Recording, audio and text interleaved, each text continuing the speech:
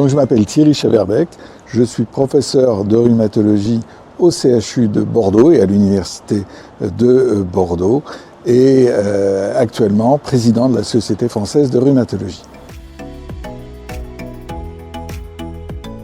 La Société française de rhumatologie, c'est une société savante qui recouvre grossièrement tout le domaine des pathologies qui touchent les articulations et les os, ce qui est une définition très propre à la France, puisque la rhumatologie ailleurs dans le monde couvre un champ d'activité qui est beaucoup plus restreint que ce qu'on fait en France. Alors, dans les missions fondamentales de la Société française de rhumatologie figure la promotion de l'innovation et de la recherche. Et ça, c'est vraiment le cœur de ce que fait la société, avec un financement totalement exceptionnel pour une société savante, puisqu'on finance à peu près pour 1 million d'euros tous les ans des projets de recherche qui sont choisis, triés par le conseil scientifique de la société française.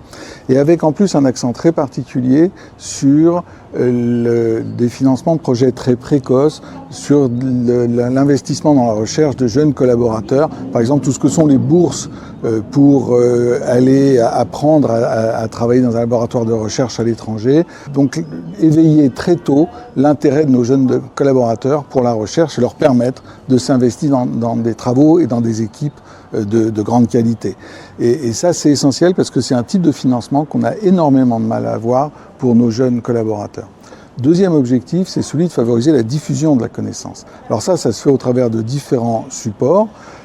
Un grand support qui est le congrès national que l'on organise début décembre, les congrès également différents comme les journées nationales dans différentes villes de province tous les ans, le site internet, la revue de la société française John Bone Spine et puis différentes actions auxquelles peut collaborer la société. Autre chose, ça va être la diffusion également auprès des patients. Et là, ça ne se fait pas de façon directe depuis la société, mais au travers des liens que la société entretient avec différentes associations de patients, et en fait l'ensemble des associations qui s'intéressent aux pathologies de l'appareil locomoteur.